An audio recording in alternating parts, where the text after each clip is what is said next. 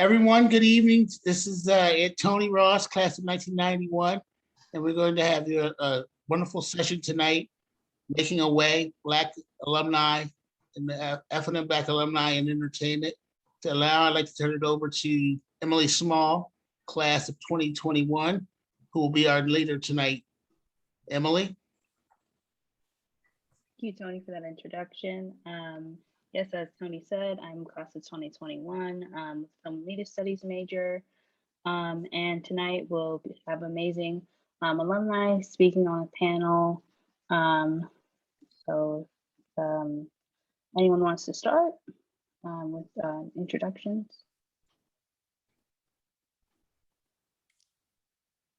Sure, I'll start.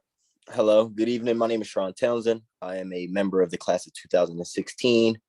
I am currently a model and actor. My most recent project being Too Hot to Handle, which is a Netflix original.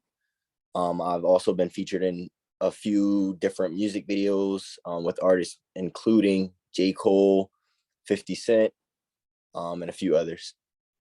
It's a pleasure to be a part of this panel tonight. Hey everybody, my name is Anthony Thomas Jr., class of 2017.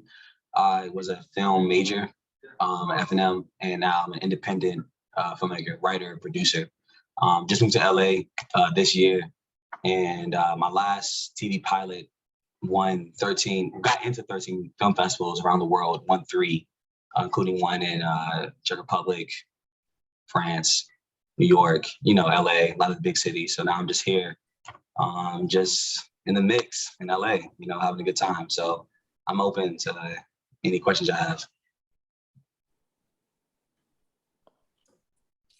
Randy Wilkins, class of 2001, currently directing the Derek Jeter 30 for 30 for ESPN. Used to be the editor and collaborator with Spike Lee, worked at 40 Acres for a long time. 3-time Emmy Award winner. Yeah, I've done a bunch of stuff, so can't really think of it all right now, but I was doing film before there was a film major. I was one of the first people to grab a camera there and make something happen on campus. So when I see everybody here, I'm very proud because I feel like I was part of a small group of people to help make this happen at F&M. So it's a pleasure to be here and ready to speak with everybody.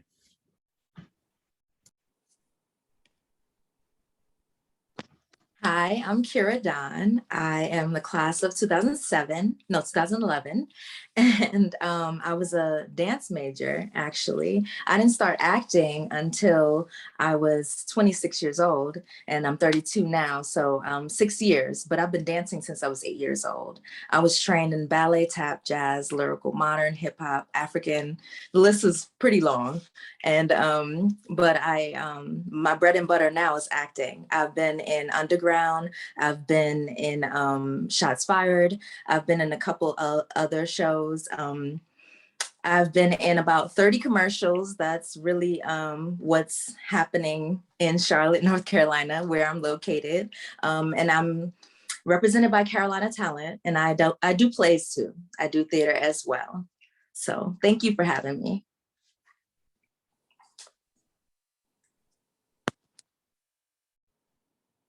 All right, that was great, everybody. Thanks for those introductions.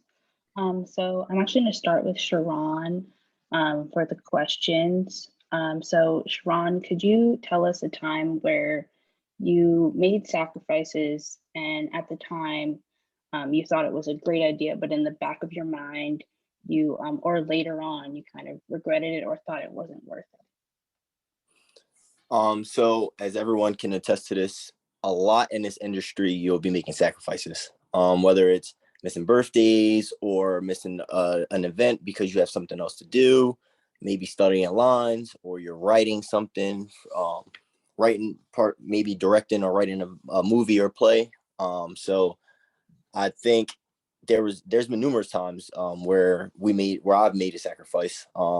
One being where it ended up turning out to be something that was incredible would have been when I was on set for J. Cole and Ari Lennox, Shea Butter Baby, which most people don't know is that was part of the start. That was I would say, at the beginning of my journey into being an actor and model.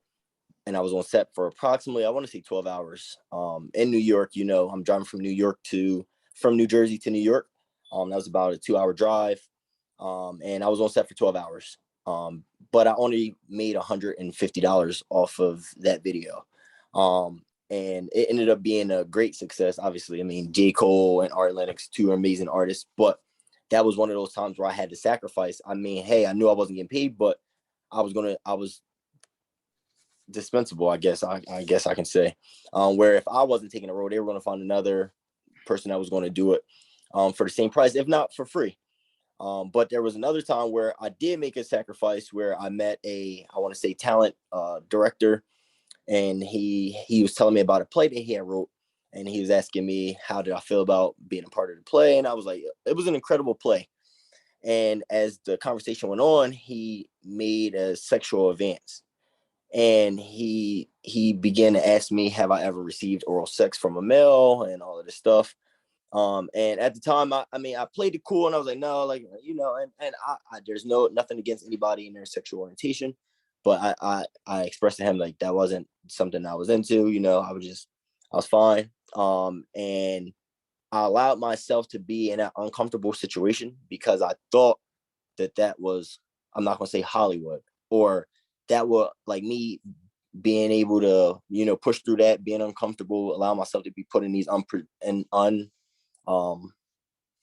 I would say weird situations, uncomfortable situations, would allow me to grow my career a little bit further. And hindsight 2020, you know, I sat there and I was uncomfortable. When I left, I was like, I called my mom and I was like, hey, let me tell you what just happened. I shouldn't allow myself to even, I should say, go through that. And I think it's important for people to starting out, especially because, you know, you don't know what the industry is like. You know, you want to, you allow certain things because you think it's going to allow you to elevate your career or help you get to the next step, even if it took being uncomfortable for a while. But that was one of those things I felt like I sacrificed my dignity, or like my, you know, sacrifice my time and being uncomfortable in order to potentially get an opportunity that ended up not happening because I felt uncomfortable anyway. So.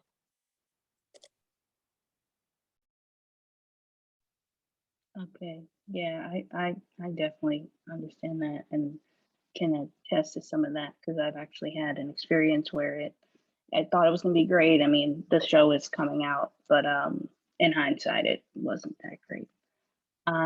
So next I'll go to Randy. Can you talk about building connections with alumni, especially Black alumni in the industry, whether that be like within FNM or even outside of FNM?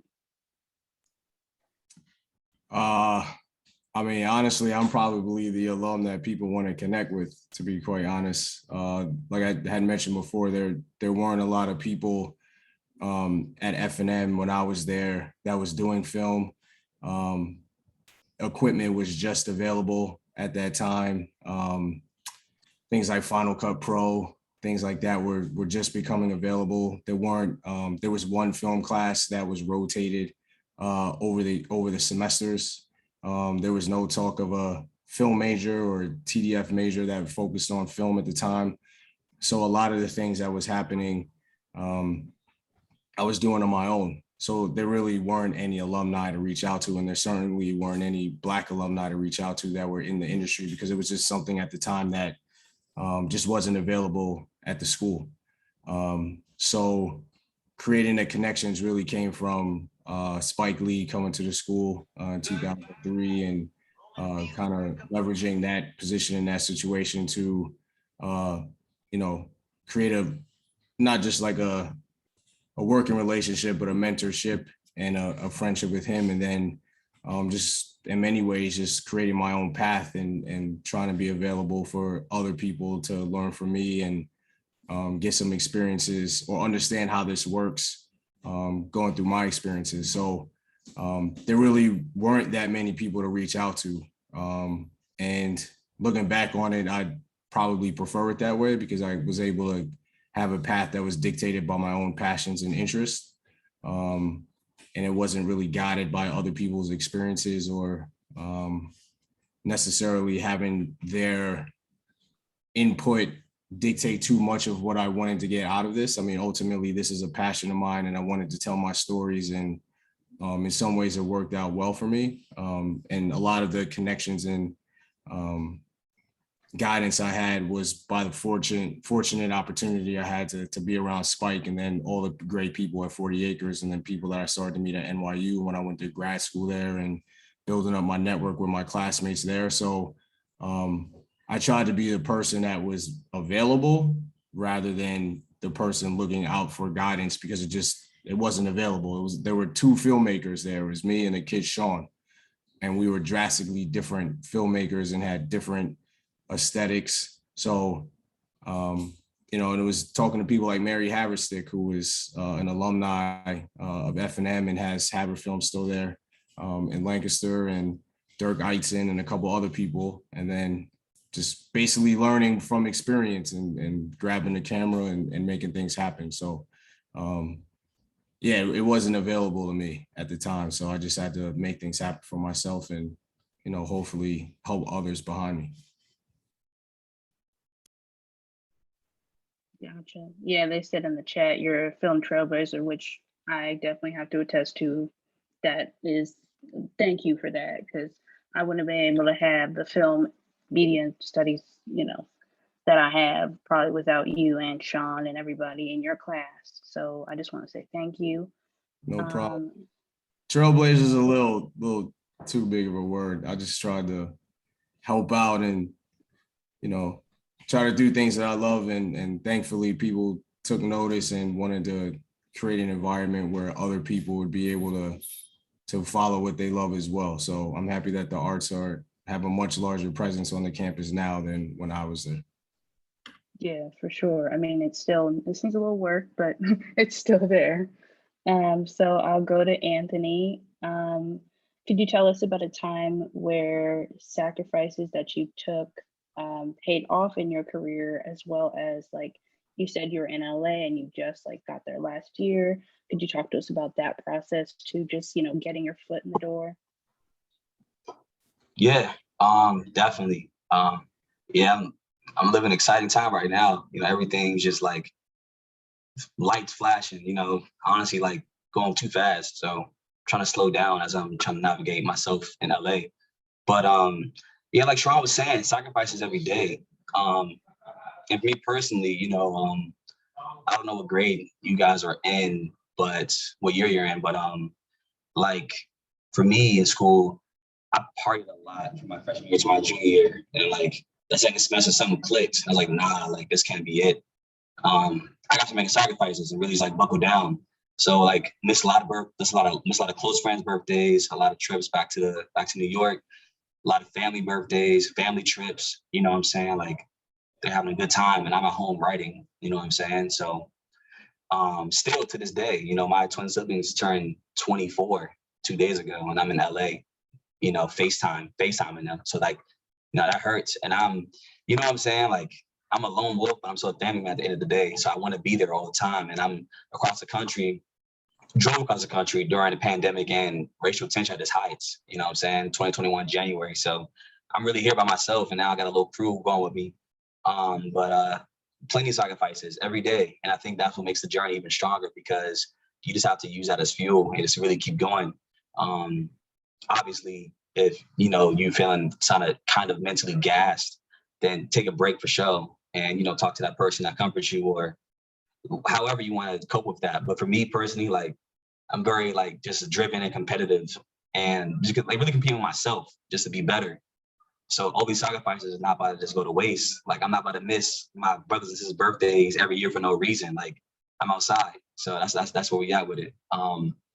And you were talking about my current, me stepping my foot in the door. Even that's a sacrifice. It's a lot to put most of this journey on your back, because no one is going to love your work or see your work more than you.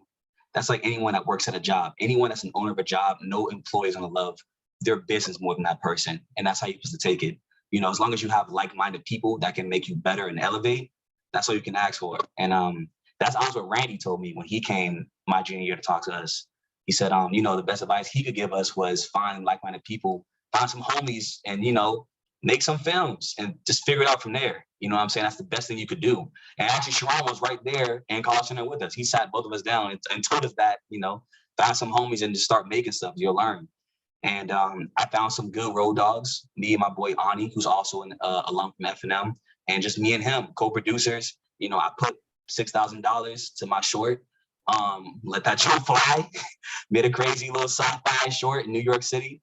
The joint flew, and, you know, a year later, during the pandemic, began at 13 film festivals, you know what I'm saying? So that's a whole process, you know, putting $2,000 my own money, you know, onto, you know, the film freeway, you know, doing the festival run, driving around, you know what I'm saying, during COVID with a mask on, like getting my film outside, you know, doing really whatever it takes to put your foot down.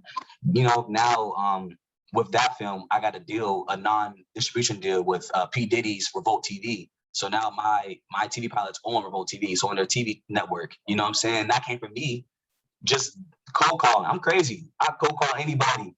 Ask Tony. I cold call Tony too. So just do the cold calls, you know, cold call and really try your best. Don't be wilding, but, you know, say, hey, I'm hungry and I'm ready. You know what I'm saying? And you know, that's really how you take it. So I got a deal from just a call. And he said, hey, you know what? Your work is actually cool. You got 15 festivals. Whoa, that's different. You won 3 of them. Cool. Who is this guy? You know what I'm saying? And so now they, you know, they're like they're a sponsor for me now. Anything I make, they're going to put money down to support me. You know what I'm saying? So it's really a lot of like self ambition and a lot of like really courage and find those road dogs who's even one person who's as passionate or close to being passionate with you, who can keep going with you. And you can see that vision for yourself, whether that's in Charlotte, New York, LA, wherever, honestly, like you can really figure it out. So yeah, it's a fun journey right now. It's really fun, actually, you know what I'm saying? So I'm having a good time. And like I said, I'm open to any other questions. So the journey's cool. Fresh new kid on the block. And I love it. I love it. For sure, that is definitely inspiring. And I mean, I hope everything goes well for each and every one of you. Like, keep doing what you're doing. It's helping me. It's helping people behind me. It's helping all of us. So thank you. And so the next person is Kerra. So I wanted to ask a question about how being a mother as well as an actress, for you, if there are any like stereotypes or anything, like any misconceptions that people have of a mother and an actress as well. Yes. So actually, I had my first child while I was at FNM, my junior year, senior semester. And, you know, it was a lot of talk on campus. I'm already a Black girl from New York. I was a posse scholar. So everybody was like, okay, she's not coming back. It's over. You know, her college, she's not going to graduate, basically. And I said, I'm going to prove everybody wrong. And so I came back. I still graduated on time with my son in tow. And afterwards, I went back to New York. I'm like, okay, I'm going to be on Broadway. I'm going to get into a dance company. I had big dreams. And then I get there and it's a lot tougher. You know, I go to these cattle call auditions where it's like 3,000 people. Sometimes I don't even get to dance. They tell me to walk or turn around and I'm like, okay. And so that process was about 2 or 3 years. And then I moved to Florida and I'm like, okay, you know, I could be a dance teacher. I'll use my skills in other ways. And then someone Facebook messaged me about an opportunity. And it was for the ensemble for Lin-Manuel Miranda's In the Heights. And so I was like, okay, I'll dance, you know, it's not a big deal. And it ended up being my first theater production, like professional, you know, union and everything. And I was like, I can do this. And at that time I had 2 kids. I had my daughter, she was 1 year old. And I was like, you know what? I'm not going to give up on my dreams. Not only am I going to be a dancer, but I'm going to be an actress too. And I just kept going. Of course, people are like, you're not going to be able to do this. You're not going to be able to afford a sitter and be able to, you know, submit your auditions on time and be able to get where you need to go on time. But I'm making it work. I'm truly blessed. I defeated the odds. And now I have 3 kids and a stepdaughter. They're 14, 11, 7, and 4. And so I'm still doing it. And whenever I can, I'm including them in my work. That's beautiful. That's beautiful. Did I answer you? You did. You answered Okay. me. You answered me. So now I guess we're gonna turn it over to the audience and see if they have any questions or comments. I think if I can say one thing, I think what we all have in common is that true sacrifice requires, true success requires sacrifice. We've all had made sacrifices, each of us in our own way, in our own ways. And I must agree and attest when someone said Randy is a trailblazer. Randy, I remember as well, like Anthony said, when you first came and you spoke to us through Carla Willard, and it was amazing. And that resonated with me. And I kept in contact, I messaged Randy on Facebook, was like, hey, like, if you have any opportunities coming up. But I mean, I've been following his success, and I've been seeing the success of Anthony and Ani and those around me. And that's motivated me even more to go harder. And just seeing, fellow black entrepreneurs like out here, like it's hard. Like Kerra said, like I remember going to casting calls, and it's like thousands, hundreds and thousands of people there. Not hundreds of thousands, but hundreds, and there's that like thousands of people, and you're like, wow, like, but it's just, you just gotta have confidence in your skill, confidence in yourself, and never stop, because that moment you stop, you will never make it to where you want to make it to. And I think that's, even now, I don't want people to think that like, yeah, they see me on Netflix and it's still hard. Every day is a grind. Like there's no handouts in this industry. I'm sure everyone can attest to that. There's always a grind, and some days, it's daunting and you want to give up. And you just got to remind yourself, like, yo, I came this long and I came this far and I've made all these sacrifices. We keep talking about sacrifices. Once you make all those sacrifices, there's you get to a point where there's a point of no return. Like, you can't turn back, because we've done it and we've been doing it. And we want to motivate those that come behind us, as Randy did, as Kerra's done, as everyone's doing. Like we have to leave a legacy, and we want to continue to go. So I'm learning, I'm inspired by you guys that's on the panel as well, and just seeing all the great talent and the great people to come behind. I'm sorry, guys. No, good.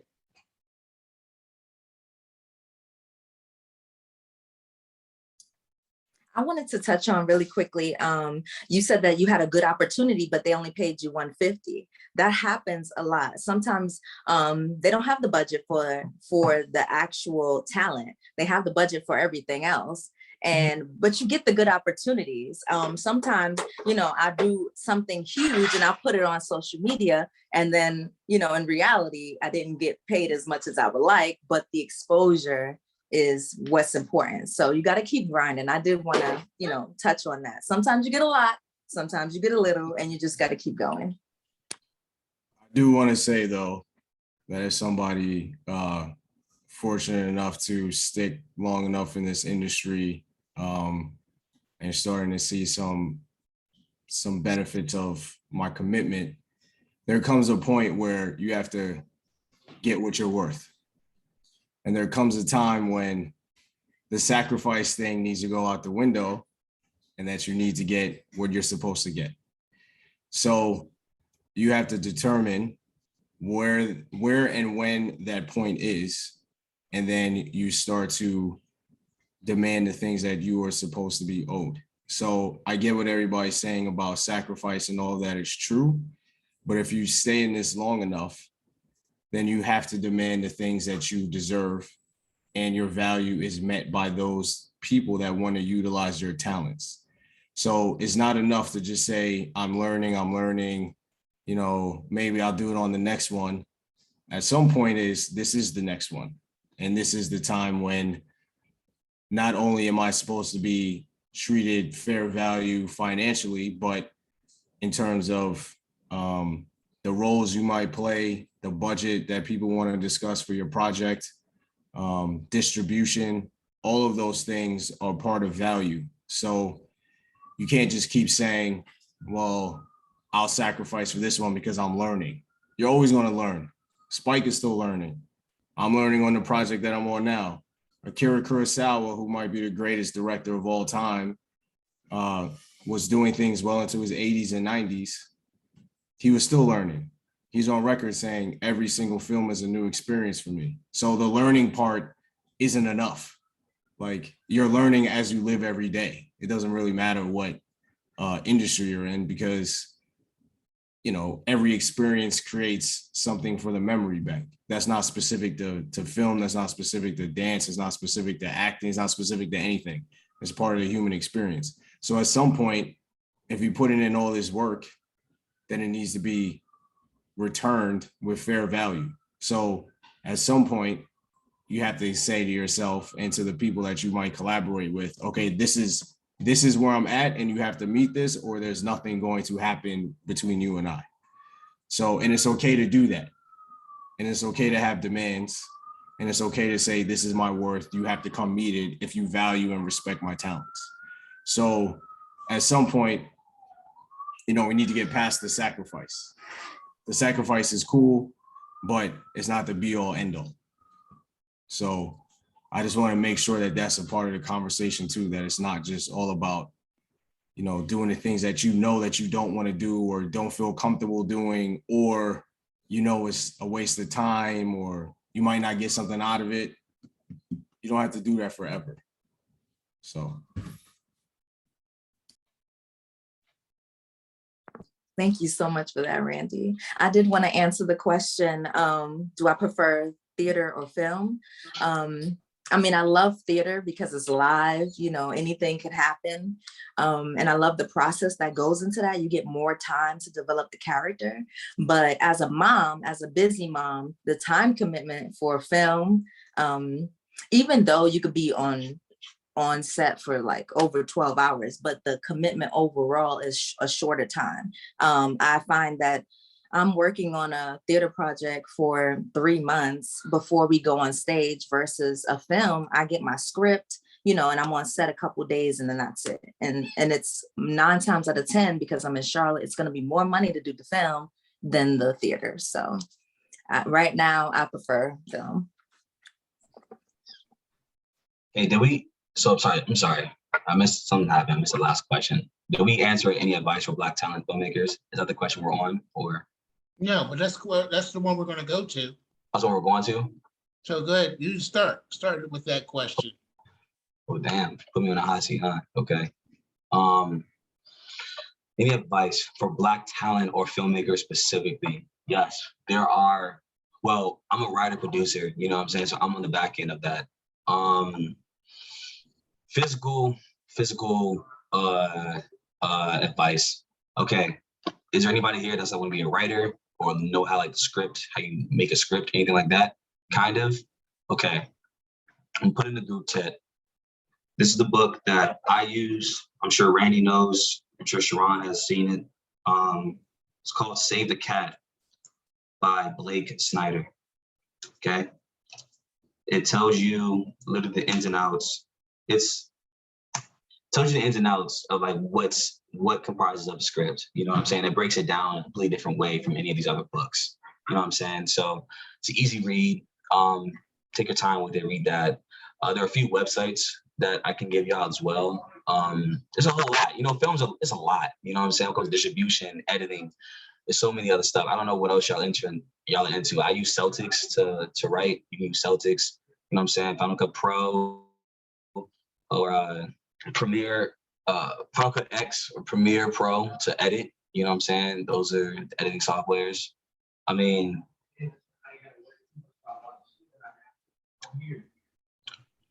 so many other websites I can give you.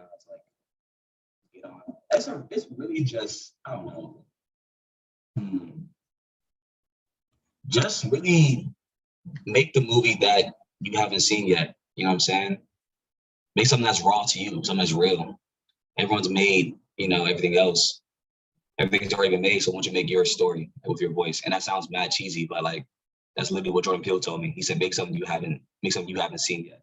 You know what I'm saying? So it's like that makes, you know, only you can tell your story. So I would say start with a short story. Start with like an 8-page short, you know what I'm saying? And find your homies and figure out how to bring those words to life. Whether that's a barbershop short, whether that's a sci-fi short about a Black person trying to sell a screenplay to predominantly white institutions, you know, just tell your story. I think that's really the root of, well, for me personally, that's what I usually do. I write my stories and people like it. know why they keep liking my stories, but they like my stories. They weird as hell and they cool and they little, you know, they black as fuck and they rocking with it. So I mean, trust. Yeah, just I don't know, just be very genuine with your stories and be raw. Be very raw. You know what I'm saying? Be ambitious too. You know, don't hold back when you write. Don't hold back at all when you're filming at all. Like put that shit on the table, 100%. You know, keep that edge. Keep that, you know, stay solid with, you know, whatever story you want to tell. But dang, that's a loaded question. Any advice? That's a lot. That's such a wide, you know, that's a take. I'm gonna go ahead and chill off that for a second. I'm gonna chill off that one. All right, someone else can pick that up. That's I'll just jump in real quick. I think some advice I would say is something that everyone has touched on too. Find a way, make a way. Like Randy said, it was only one camera when he was there. And like if it's something you're really passionate about, you'll find a way to do it. Like, you know how when you want to go to a party or you want to get in one of them one of the frat parties at F&M, you find a way. So make a way. And it's like everything else. If you really want it, you'll put the time in. So like modeling, I'm gonna say this over and over again. Just because you have a pretty face, just because you're attractive, that doesn't make you a model. You got to practice. You still have to practice poses. You have to practice. Because you don't want to get there and a pretty face gonna only get you so far. They if they're paying you this money or they're booking you for this event or for this gig, they want you to know what you're doing. Be confident. Even now, I still stand in the mirror, you know, I'll do my poses, I'll figure out what's my angles, because you need to know that when you're going out there. Know your angles, know what works for you. Another thing, when I was first starting out, you know, money was tight. So you're like, well, dang, I want to do a photo shoot, but I don't have nothing to wear. Something I did all the time. I would go get clothes and I would shoot and I would take it back. I would leave the tags on, but I was modeling and I had to fly and shit on. I was flying. Nobody could tell me anything. And I would take it back. So that's one way to do it. And I'm sure people still do it. So don't be afraid. Like, I mean, you'll find a way. Another thing, somebody reached out to me, one of my good friends. It was like, hey, you know, I'm always looking for content to shoot. And he asked me, like, would you want to go to the thrift store, you know, and we do a vlog where we go through the aisles and we pick good stuff, you know, find decent stuff, and then how to throw it on and make a photo shoot out of it. You get what I'm saying? So you got to just get creative. A lot about this industry is getting creative. What would set you apart from the next counterpart? So I would think that's something that I would say practice, you know, find a way, don't make excuses, because if you make excuses, you'll always have an excuse. So that would be it. I know that Tony did ask, he said, do I plan to move to LA or do I have to move to New York? So because I'm in Jersey, I'm about an hour and a half from New York, 2 hours tops. So I'm back and forth to New York constantly, just a car ride. But LA, I am back and forth. I fly out to LA frequently. Like I said, I just got back from LA. I was out there working with a few people, collaborating on some stuff. But I am back and forth between LA. I am comfortable. You know, Jersey's where I'm from. My family's here. So I am looking to possibly move to LA full time. But as of right now, I make my way when I need to. So I love LA. I've only been there one time, and that's when I was on The Price is Right. And I was like, I have to come back. I have to live here. But in the meantime, my agent says, you know, I'd rather you be a big fish in a small pond than to be a tiny fish in a huge pond, because that's, you know, what I would be in Hollywood. But of course, I am preparing myself to be there soon, eventually, whenever the opportunity strikes.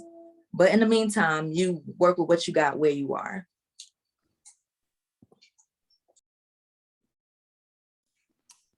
I don't really think it matters where you are.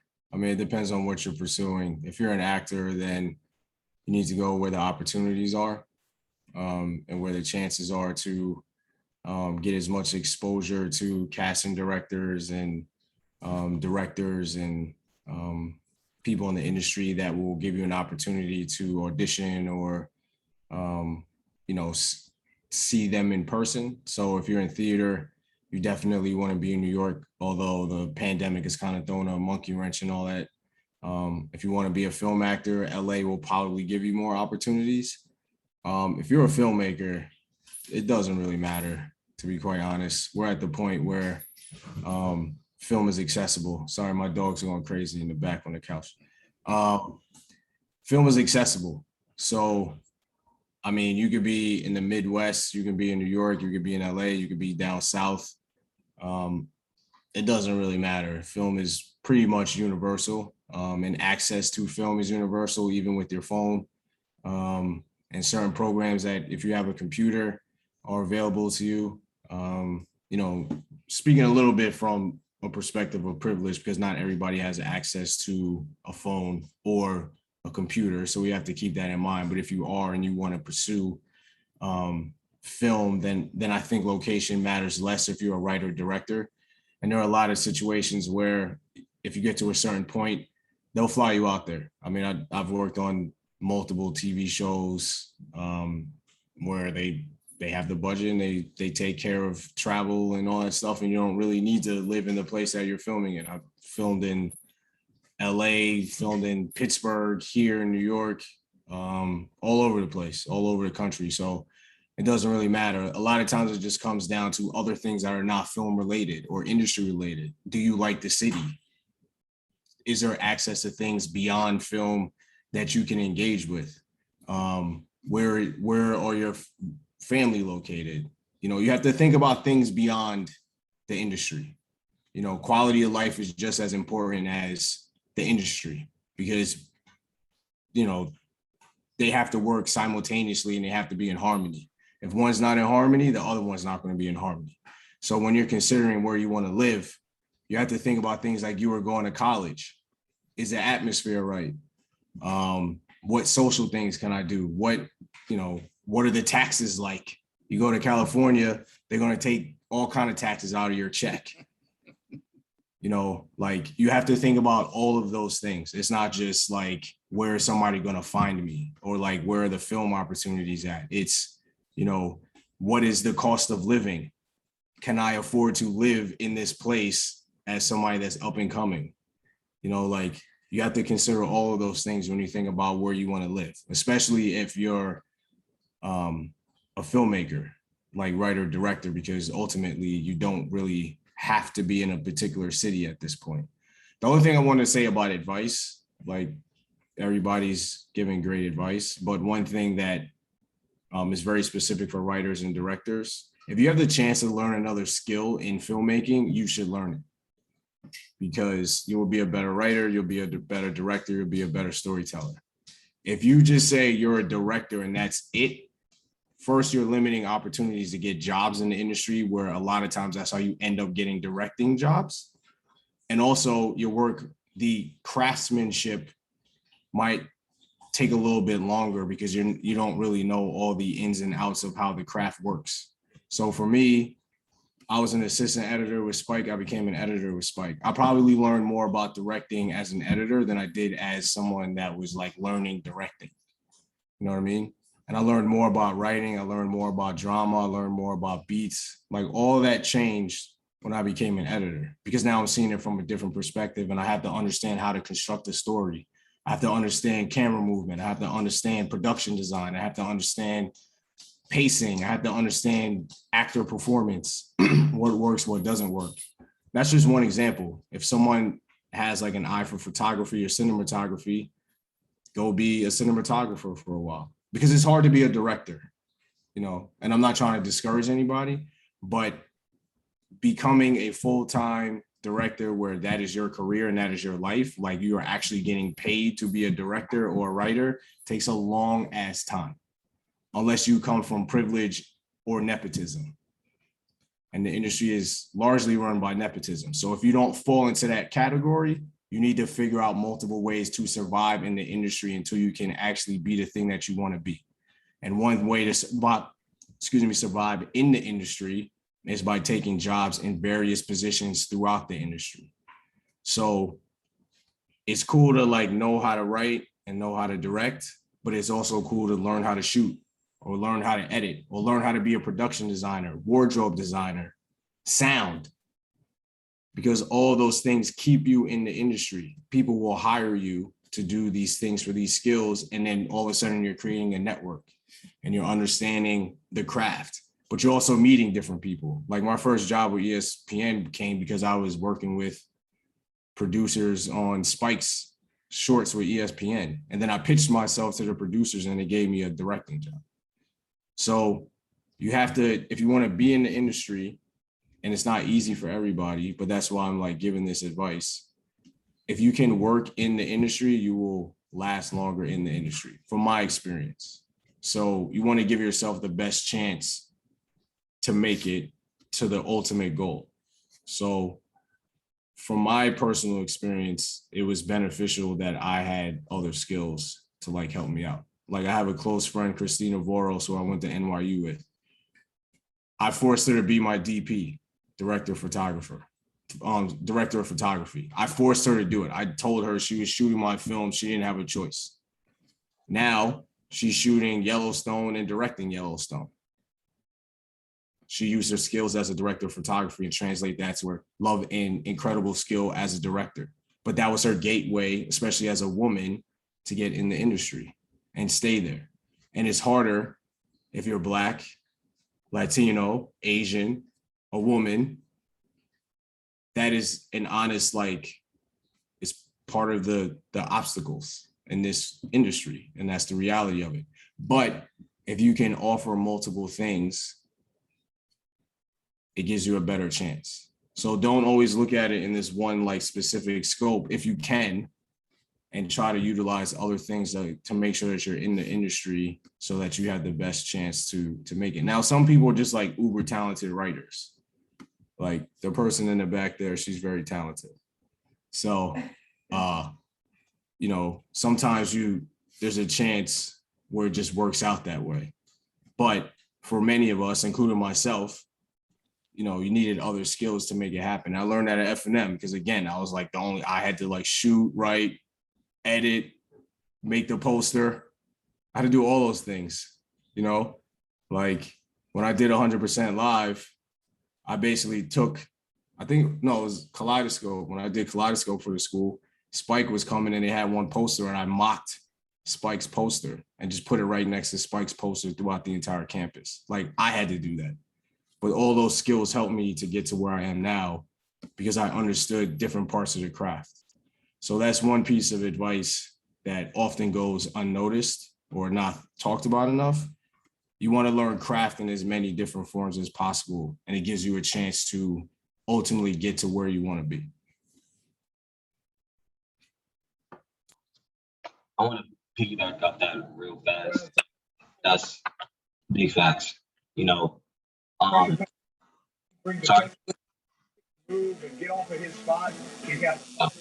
Okay, well, after graduating F&M, I took like a job, like, well, you know, graciously, I was accepted a job on Wall Street. So I'm saying, like, you have to take other jobs outside of like your craft to have money to work. And also like working outside of film does give you like a very like diverse like perspective of like the world. And that's where like your inspiration comes from. If you're not like extremely talented and you're just writing about yourself, at some point that story's gonna kind of run off, you know? So like, you know what I'm saying? Like being able to work somewhere else and save that money and utilize that funds for my career is kind of what really helped me be comfortable as an independent writer producer in LA. Like, you know, like I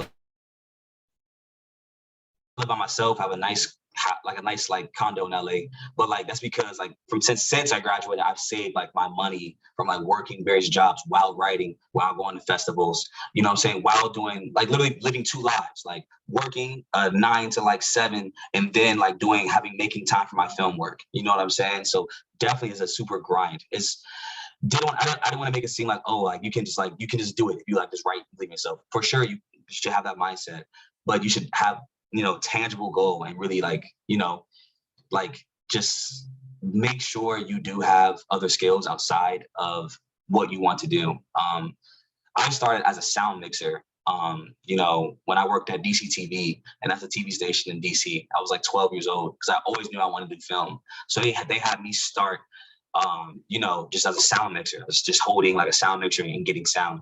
And from then on, like I just learned like other parts of filmmaking. After that, they had me on as assistant cinematographer, AC, and I was working like this big TV, like Sony FS7 cameras, huge TV to like, I'm like 4 or 5 at the time, so I can't even hold this camera by myself. You know what I'm saying? Like, it's a huge camera, you know? So like, just throwing you in the ocean, now like now I'm working this big camera, now I'm doing sound. So like, you have to learn different parts of a set in order to be a better director. And to be honest, like I direct my own films, but I would never be a professional director for me personally in the industry, because directors are so like interchangeable. Like they can always get someone else out and get someone else in, you know? I only direct my own stuff because this is my passion projects. But I call myself a writer producer because I've helped produce other people's work as well, you know, whether financially or being a script consultant. You know what I'm saying? But all of that came from just like learning various parts of on a film set and working like, you know, like crazy jobs outside of like my craft. And that helped, you know, creative juice. That helped, you know, come with different stories and stuff. You know what I'm saying? Like you can't know how people talk in Starbucks if you don't go to Starbucks. You know what I'm saying? You can't know how people really talk as a delivery boy unless you're really delivering food out here. You know, I actually took a job to just do deliveries on DoorDash so I can, one, learn the landscape of Los Angeles, and two, just see how people are in the city. You know what I'm saying? So like I'm meeting crazy characters as I'm just like delivering food. And this is just me just on my own like crazy experiment to see how people act in Los Angeles, also learning the landscape. So now I know like 10 plus restaurant managers who I can call them and say, hey, I want to shoot there. Is that okay? And some give me rates and some I can shoot for free now. You know what I'm saying?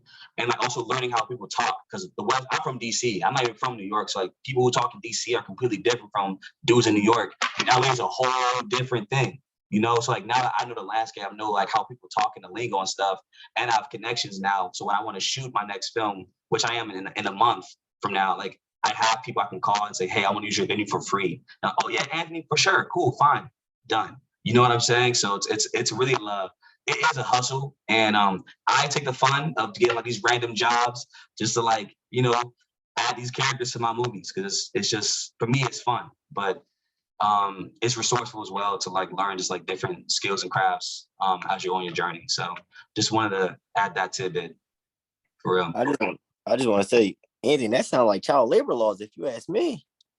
He said he was 4 or 5, you know, carrying the camera.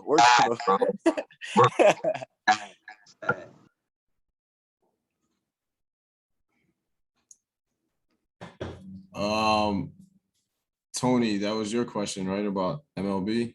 Yes, how'd that begin? Well, to be clear, the Derek Jeter project is not an MLB project. Like they're one of the producers on it, but hey, chill out. He just wanted to make that clear, emphasize that it was not MLB. So I did the Jackie Robinson film last year during the height of the social uprising for Black and brown people. And that really happened because I'm a big baseball fan. I played baseball at F&M. I had a tryout with the Kansas City Royals when I was at F&M. So baseball is like a big part of my life. And it took Major League Baseball about 9 days to respond to the George Floyd murder as an entity. Like there was nothing going on. Like they didn't say a word. And while this was happening, they were fighting with their own labor, the baseball players, to try to get them to play during the pandemic. But it was clearly like a labor war, you know. And I wrote this long Twitter thread basically trashing MLB for being super late, having the audacity to talk about combating systemic racism when MLB represents systemic racism. There's incredible racism in the sport of baseball, and there's racism in Major League Baseball as an entity. And also having the audacity to challenge their labor while all this stuff was going on. Pandemic, social uprising, police brutality, state violence. And they spent all this time like trying to squeeze their labor out of like getting paid and all this other nonsense. So I wrote this long Twitter thread that like went viral. And Major League Baseball themselves reached out to me. Like the PR guy reached out to me 2 hours after I put it out, and had conversations with him, had conversations with like their marketing department. And I basically told them how I felt, so I said it on Twitter. Well, if you're here, I might as well say it to you too. But they were productive conversations, and apparently the marketing department had already been like eyeing me to do work with them. And I think that this kind of accelerated their desire to like collaborate on something. So they asked us to basically do the Jackie Robinson film.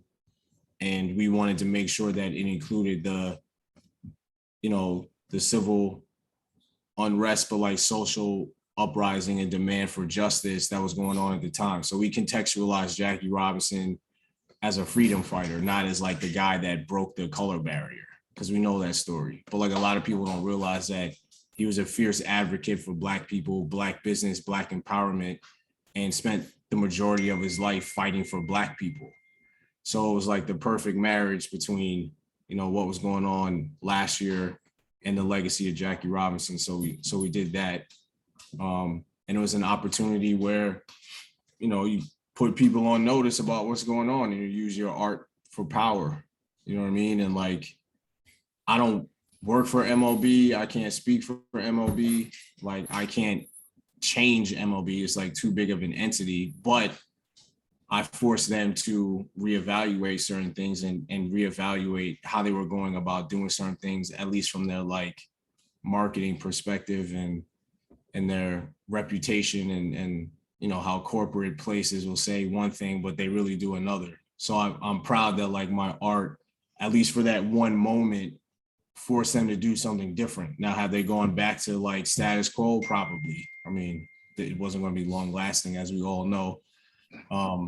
But that was an instance where like two of my loves came together, but also in my opinion, my responsibility as a Black filmmaker to provide voices and perspectives that aren't a part of the mainstream all the time. And, we had an opportunity to do that, and we made it happen. So that's how the MLB thing came together. Derek Jeter is a different story. That was, came together from people much more famous than me and much more powerful than me. And I just happened to have an opportunity to be a part of it. So yeah, I mean, that's something for everybody here too, is don't be afraid it's kind of like what Anthony was saying. Don't be afraid to use your platform to say something larger than you. Like there should be no fear of doing that, no fear of repercussions, no fear of failure, or that you're not doing the right thing, or that you need to appease somebody else. Like, it's about you.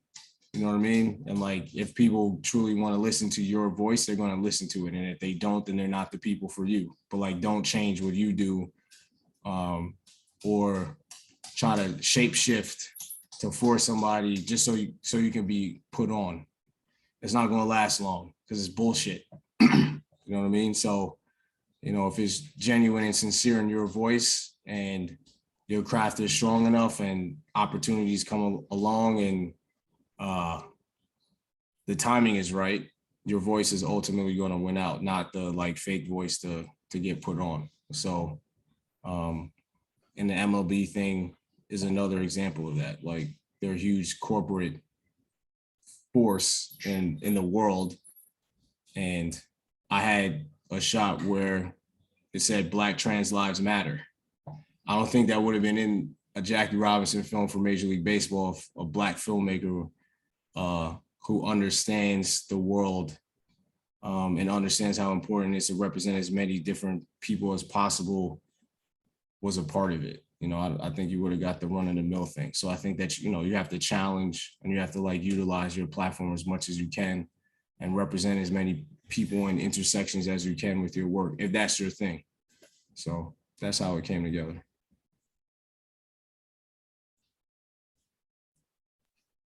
One quick, just sense, you will win on time. You will win on time. your time will come. Just keep doing what you're doing. You know, I feel like I haven't won yet. You know, I'm still grinding. So my time will come. Your time will come too. That's about it.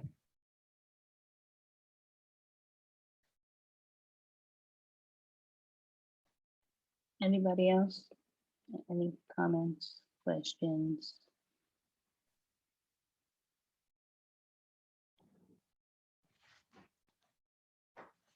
Alyssa?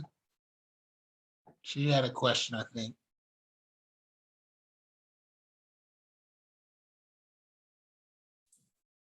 I believe it was answered. Oh, okay. All right.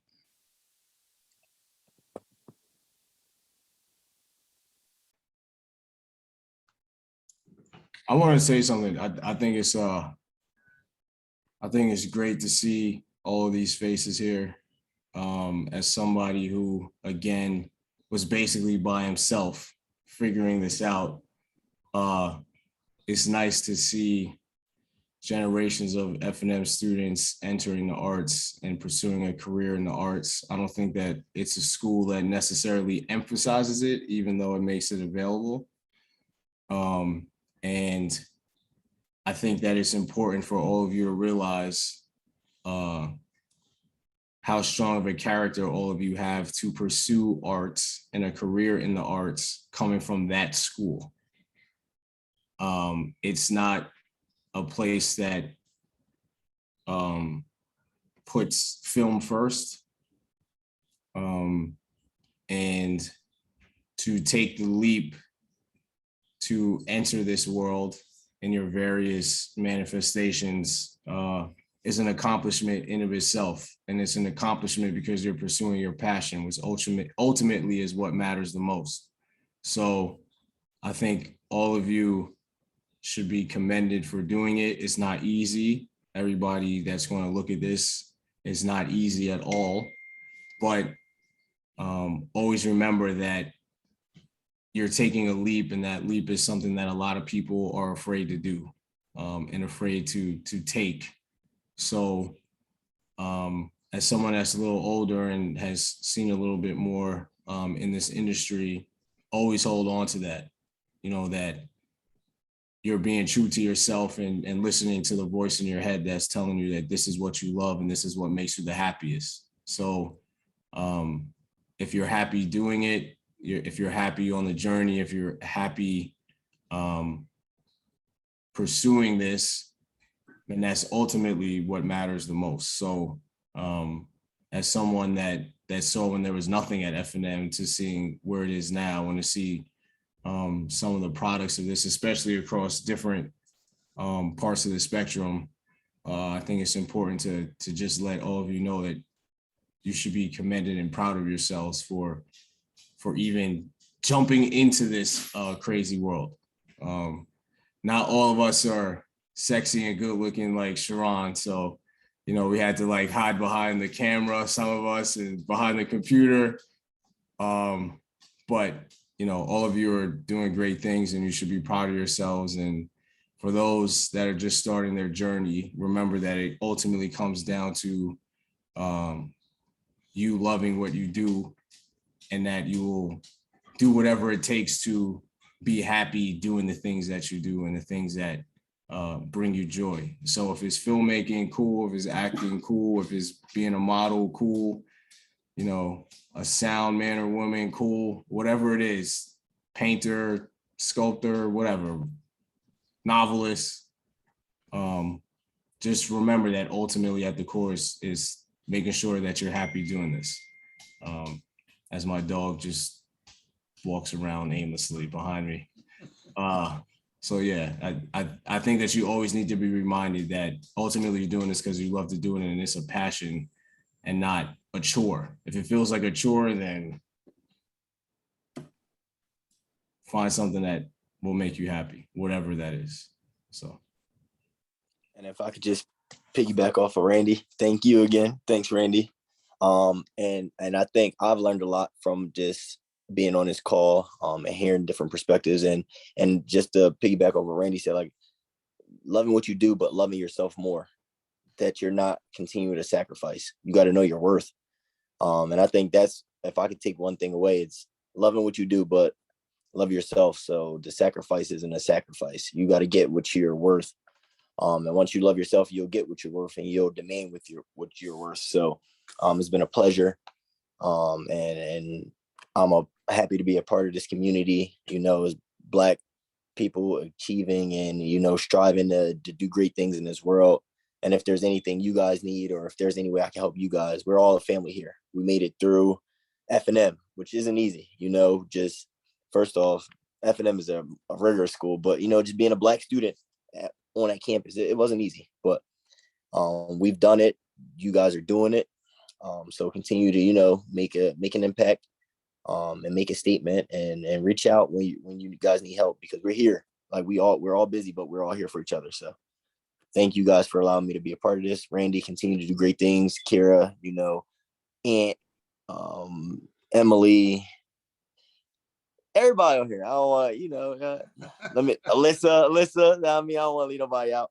But continue to do great things, and we're here, and we're going to stick together, and we're going to get through this together. So blessings.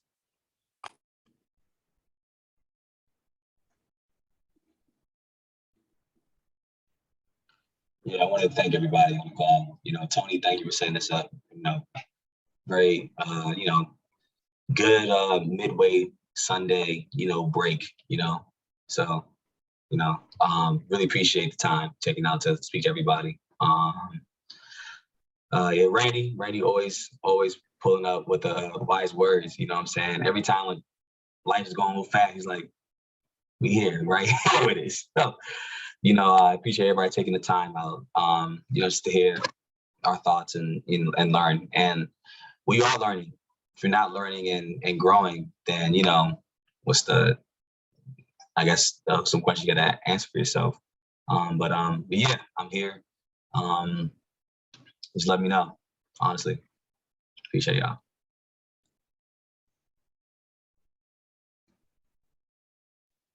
Thank you all for that. I really appreciate it. Just a quick thing, if everybody could put like their email or like Instagram handle or whatever you use, social media, down in the chat box. And thank you to the people that came out to, hear what we had to say. Sharice, she's showing her face. There she go. But thank you guys also, again. Trying to get him to say what's up. Say what's up. What's up? Oh, it's just being a pain in the butt now, sorry.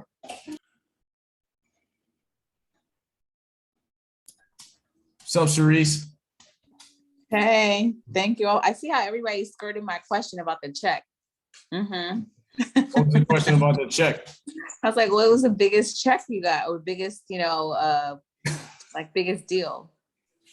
$25 million. All right, long enough. I'm calling for a donation. I mean, I'm broke. I spent all of it. I spent it on the dog. Nah, I mean, there's a difference between a check and a budget. So, Yeah. No, of course, but it's just still, it's all perspective. And like I actually right now I'm listening to Gabrielle Union's second book, and she explains and kind of goes through like, okay, if you got, it was Taraji is doing an interview talking about her pay for Benjamin Button, and then how like you're on this project for 6 months and you get paid, but then you got to pay everybody, and how what is left, And so these are the things I know in medicine we don't talk about finances. People are like, oh, you're gonna be a doctor, you're gonna have all this money. It's like you need to know more than that. Like sometimes you have to get into the weeds, So I appreciate it. Okay, well, I'll talk about this a little bit. There's like different layers to it. Like, I don't know like that specific conversation that you're referencing, but it all depends on like your positions. If you're like a freelance editor, you're just going from job to job and you're just getting a rate. You know what I mean? So it could be X amount of dollars per week. Like most of the time, depending on like how long you're on the project, it's a weekly rate. If you're doing something short, it could be a day rate. You wouldn't get an hourly rate most of the time. So you're either getting a weekly rate or a day rate. If you're a freelance, you can't behave or act financially as if you have a full-time gig. So you have to make sure that like you budget and you save, because you have to save for a rainy day, because you know, freelance jobs, unless you have like a really strong network that's active, like you can have a network, but the network might not be active. Somebody might not have something for you, or you might not be available, or the timing doesn't work where you can go to another job, but you're already on one and they need you to start while you're still on the other one. So there's like a lot of layers to it. You know what I mean? So like if you're going into freelance, and like even as a director, I'm freelance. Like I don't work for a company, I work for myself. So you have to make sure that like you budget correctly, and at the very least you're saving for a rainy day, and that rainy day most of the time is that gap between jobs. So you always have to assume that there's going to be a gap, right? Now, like I have this Jeter project, it has like a certain budget level.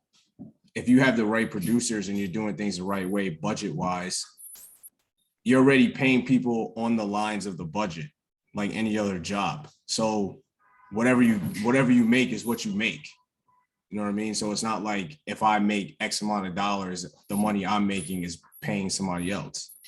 It's part of the budget. It's part of the design line budget to make sure that everybody is compensated. Equipment is paid for, insurance is paid for, COVID testing is paid for, equipment for X amount of time, studio space, location, travel, food, all those things are taken care of by the budget. So like if you're working with people that tell you you have to pay something out of pocket, something's wrong. Like it's supposed to come from a budget like any other job or like any other company. You know what I mean? But you want to find a producer that understands all the things that go into production and into a project, so that's in the budget properly. You know, makeup, location, food. I mean, think of it, whatever. You probably need a budget line for it. Hair and makeup, the van, whatever. I don't know. Then you need like contingency. Then you need like insurance. So like the budget is supposed to take care of it. Say you have $1 million, that $1 million is budgeted to the final penny. And that you have to find people that are working on the project that stick to it. Like a line producer that says, you will go over the budget if you do X, Y, and Z. You have X amount of shoot days. And like, if you're a director going into it, you have to know your vision, but you also have to know how many days it takes to shoot to execute that vision, how many weeks in post that you need to like put it together. Like directing is more than just like working with directors and putting the camera somewhere. Like you're the boss, but the boss means also that you know how many days that you have available for the budget, how many like locations you need to shoot in, crew, how many crew members you know that can pull it off. You need to know DPs and gaffers and all this other stuff. Like you're the executive. So you need to know all the things that go into creating this film. You need to like know when the production designer says, what color is this wall going to be? Well, it's going to be blue. Why is it blue? Because this is the emotion of the scene. This is what's reflecting the character. But you also have to think about the budget. How much paint do they need? Are we doing it on a stage? Are we doing it at a location? Like, are we moving this furniture out? Are we getting furniture to put in there? You know what I mean? So like when people talk about money, it's not just like how much you're getting paid. It's how much money do I have to pull this shit off and to make it look good. So then when somebody sees it, they're like, yo, that's dope. I might not notice that blue wall, but I know the emotion that that blue wall is helping to create. But you need to have the budget to execute all that. And if you don't have the money, then maybe you can't make it blue. So now what is the solution? Do I put a blue curtain on the window? Do I have blue chairs? Do I put blue gels? Is the person going to wear a cheap blue shirt?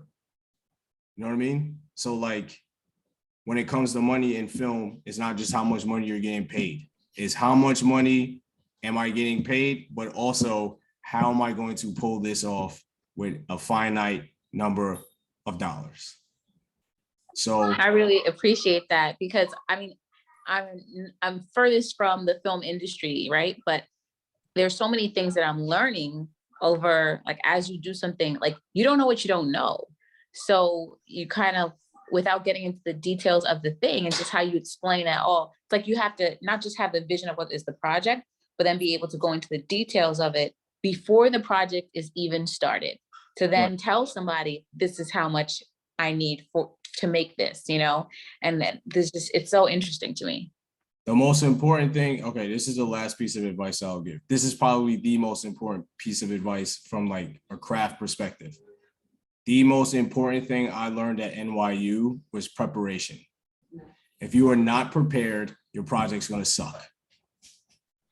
Or it's not gonna be as good as it should be. Now, like, when I came into NYU, I was the last one there. There was a lot of reasons for that. But I had an editing professor sit me down and tell me, you need to prepare for your first shoot or it's gonna stink. It's gonna sink right away. You will never have a chance. And the reason why you wanna be prepared is because of all the things that I listed. And what Cherie said, you don't know what you don't know, but you do know what your vision is. And you do know the things that are necessary to make that vision come to life. And it only works if you have thought about all these things before you shoot your first frame of film, before you step on the set. What happens if it rains? Well, we're gonna go here. What happens if we lose this car for this scene? Is there something else that we can shoot? What's the contingency plan? You know, if I want this particular material on the dress that this woman is going to wear, how many dresses do we have? Somebody might spill coffee on it when they're waiting to go on set. They might have the wrong material. Whatever it is, you have to think about all of those things before you get there. All of it, and that includes the budget. When you're creating a budget, you can't really create a budget if nobody knows what the hell you want to do. So you have to think about all that stuff, like, especially as a director.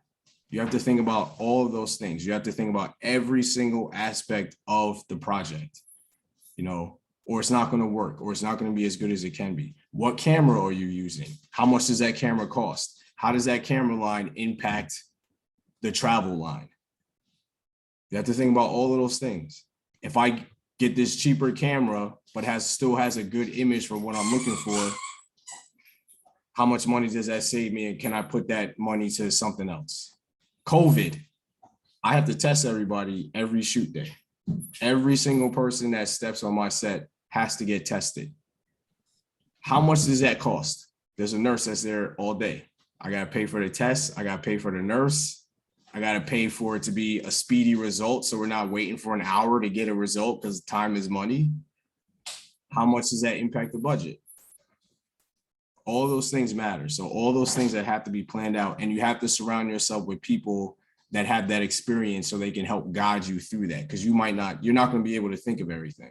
So you have to make sure that like the people that you have different experiences across the board. So when you collaborate, which is a very important word, collaborate as a team, all the boxes are being checked. But you have to be prepared to give yourself a chance to make something good. Any film that you've seen, any photo shoot that you've seen that's executed, anything has been prepared to the T. That's what separates good from great. So if you're not prepared and you haven't thought about those things, you're not giving yourself the best chance to make the project the best it can be. It's like what Sharron said about practicing poses. You got to be prepared. You go to that audition and they say, do this, you got to be able to do it. And if you haven't worked on it, you're not going to get it, because somebody else can probably do it because they worked on it. Any walk of life, you know, the Eagles, you know, Tony's team, they practice sometimes. Jalen Hurts, you know, does his little thing or whatever. He's prepared for his, you know, scrambling for 20 minutes trying to be like Russell Wilson. Sometimes you win a game, you know, the 49ers, don't do it and then they lose a game like they did today. So, you know, all walks of life, you have to be prepared or you're not going to maximize what you're trying to do.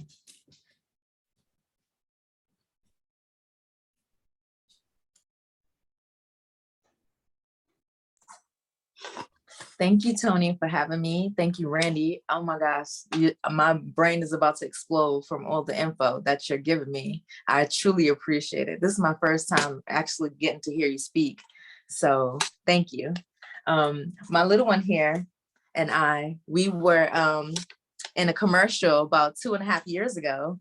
And that was like one of my biggest commercials. It was a sad commercial for Food Lion and we got about $8 grand. So that was definitely something. It was a special experience for us and it was good money wise. Nice.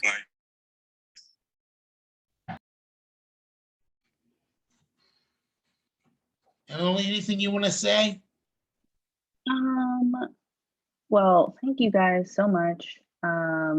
Well, I don't have a film job yet. I'm actually going to the government as of like next week.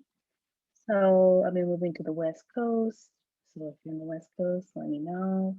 Because I definitely would like to just talk about film or anything of that. Thank you guys so much for tonight. It was amazing. I definitely learned a lot. I know a lot of people learned a lot as well. So yeah, just thank you. And don't forget to put your email down in the chat. Okay. Good night, everybody.